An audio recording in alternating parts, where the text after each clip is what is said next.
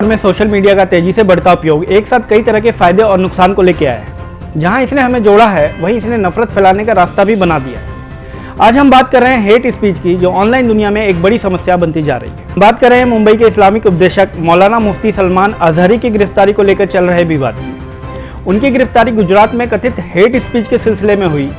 इस गिरफ्तारी से जुड़े कई सवाल हैं और सोशल मीडिया पर इस मामले को लेकर काफी चर्चा हो रही है।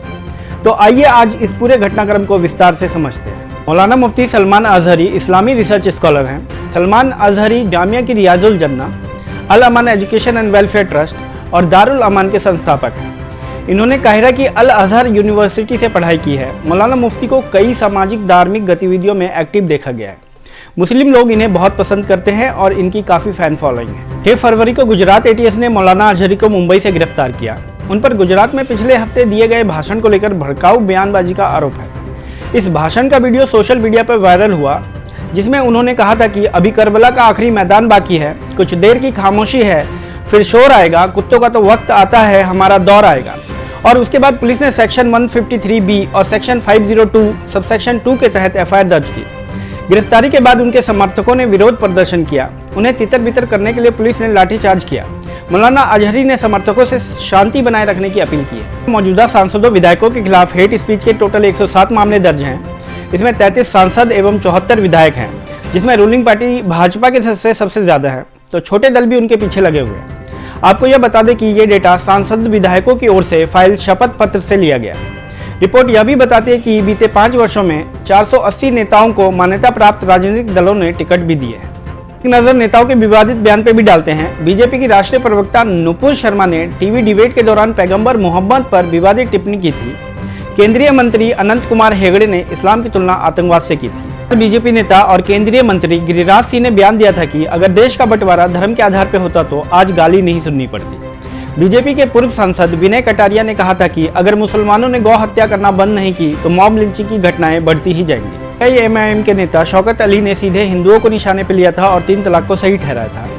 AIM के दूसरे नेता वारिश पठान ने बयान दिया था कि हम 15 करोड़ हैं और 100 करोड़ लोगों पे भारी हैं। इमाम को सिलीगुड़ी कॉरिडोर को ब्लॉक करके असम को शेष भारत से परमानेंटली काटने का नारा देते हुए सुना जा सकता है, जिसे चिकन नेक भी कहा जाता है। इसके बारे में उनका दावा था कि यह चक्का जाम करने का इरादा था। AIM के नेता अकबरुद्दीन ओवैसी ने सड़कों से 15 मिनट के लिए पुलिस के हटाने की बात की थी, जिसमें उन्होंने संकेत दिया था कि सांप्रदायिक झड़पें होंगी।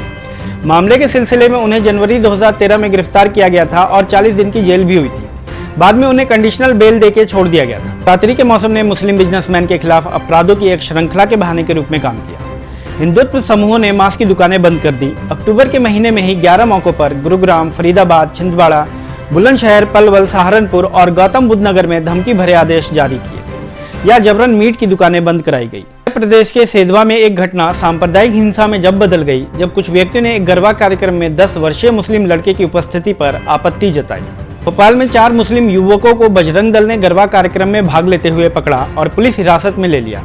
मध्य प्रदेश के रतलाम जिले में BHP के 56 पंडालों में गरबा कार्यक्रम में गैर हिंदुओं के प्रवेश पर रोक लगाने वाले पोस्टर लगाए गए। इसके अलावा राइट विंग ग्रुप्स, सामुदायिक कार्यकर्ताओं और RSS से जुड़े समूहों ने भी रुड़की में एक चर्च में तोड़फाड़ की, नीमच में एक मुस्लिम मस्जिद में तोड़फाड़ की, इंदौर में एक हिंदू बहुलक इलाके को नहीं छोड़ने पर एक मुस्लिम परिवार पर हमला किया, भोपाल में अपना हिजाब उतारने के लिए एक मुस्लिम व्यक्ति के साथ मारपीट की और उसे ट्रेन में एक हिंदुत्व नेता मधु शर्मा के पैर छूने के लिए मजबूर किया, और अलीगढ़ में एक मुस्लिम व्यक्ति की पिटाई की, उसे जय श्री राम बोलने के लिए मजबूर किया। लोनी में एक मुस्लिम कार्यकर्ता के 7 सेकंड के वीडियो को थूक जिहाद के रूप में साझा किए जाने के बाद राइट विंग हैंडल की एक लहर ने ट्विटर पर इस शब्द को बहुत ट्रेंड कर दिया। अगले दिन टीवी एंकर अमन शर्मा ने न्यूज 18 चैनल पर एक बहस आयोजित की, जिसमें मुस्लिम स्ट्रीट फूड कार्यकर्ताओं द्वारा भोजन के प्रदूषण के माध्यम से हिंदुओं के खिलाफ एक भयावह साजिश का सुझाव दिया। जिसके बाद हिंदू रक्षा दल ने मांस को रोकने के लिए क्षेत्र में हनुमान चालीसा का भी आयोजन किया, जबकि राइट विंग ग्रुप मुस्लिम भोजनालय को बंद करने के लिए दबाव डालते रहे और सार्वजनिक स्थानों पर नमाज का बहिष्कार करते रहे। जीत वशिष्ठ महीने में 3 घटनाओं के लिए जिम्मेदार थे, जिसमें उन्होंने कथित तौर पर लव जिहाद में लिप्त एक जोड़े को पकड़ा, एक बिरयानी स्टॉल के मालिक को दुकान बंद करने के लिए परेशान किया, अपने स्टॉल पर और अपने 1000 फॉलोअर्स के लिए कार्यक्रम की लाइव स्ट्रीमिंग करते समय एक मुस्लिम मस्जिद को नष्ट किया आगरा में भाजपा युवा मोर्चा द्वारा एक मुस्लिम मालिक के कपड़े की दुकान में तोड़फोड़ की गई और नई दिल्ली के द्वारका में बजरंग दल द्वारा एक चर्च में तोड़फोड़ की गई। यति नरसिम्हानंद ने वसीम रिजवी के साथ मिलकर एक पुस्तक लॉन्च का आयोजन किया, जहां उन्होंने एक बयान दिया जिसमें सभी मुस्लिमों को चरमपंथी कहा गया। दिसंबर के मध्य में हरिद्वार धर्म संसद देखी गई, जहां दर्जनों हिंदुत्व पुजारी 3 दिनों तक मुसलमानों के खिलाफ नरसंहार का आह्वान करने के लिए एक साथ आए। इस कार्यक्रम में भाजपा नेता अश्वनी उपाध्याय और भाजपा महिला मोर्चा नेता उदिता त्यागी भी शामिल हुई, जिससे इस कार्यक्रम को रूलिंग पार्टी की ओर से राजनीतिक प्रोत्साहन मिला। इस कार्यक्रम में उग्रवादी हिंदुत्व नेता यति नरसिम्हानंद ने 1 साल के लिए हिंदुत्व प्रभाकरण की कमान संभालने वाले को 100 करोड़ रुपए का इनाम देने की पेशकश की और एक शपथ ग्रहण समारोह की मंडली का नेतृत्व किया। यहाँ तक कि यह भी सोचा गया कि हिंदू धर्म के लिए खतरा उत्पन्न करने वालों को जीवित नहीं रहने दिया जाएगा। कुछ ही समय बाद दिल्ली में सुदर्शन न्यूज के सुरेश चौहान ने भारत को एक हिंदू राष्ट्र बनाने के लिए लड़ो मरो और यदि आवश्यकता हो तो मार डालो की एक समान शपथ जारी की। राइट विंग अखाड़ा नेताओं ने मुसलमानों के खिलाफ सशस्त्र हिंसा के लिए एक समिति भी बनाई। बिहार के अररिया जिले में एक मुस्लिम व्यक्ति मोहम्मद सिद्दीकी को मवेशी चोरी के संदेह में कथित तौर पर 100 लोगों की स्थानीय भीड़ ने पीट कर मार डाला और हरियाणा में एक मुस्लिम व्यक्ति राहुल खान को 3 हिंदू पुरुषों ने पीट कर मार डाला। एक वीडियो में वे खान को मुल्ला कहते हुए कहते हैं कि हम हिंदू हैं, हम हिंदू हैं। पर भाजपा पार्टी के नेताओं ने भी सांप्रदायिक बयान दिए, जिसमें यूपी के उप मुख्यमंत्री केशव प्रसाद मौर्य ने मथुरा में एक विवादित स्थल पर मंदिर बनाने का आह्वान किया और दिसंबर 2021 में नंद किशोर गुर्जर मुस्लिम व्यापारी को चिकन मीट की दुकान बंद करने के लिए मजबूर कर रहे थे। उन्होंने कथित तौर पर कहा था, मुर्गा लोनी में नहीं बिकेगा, जाओ दिल्ली में बेचाओ, भाग जाओ वरना जमानत नहीं होगी।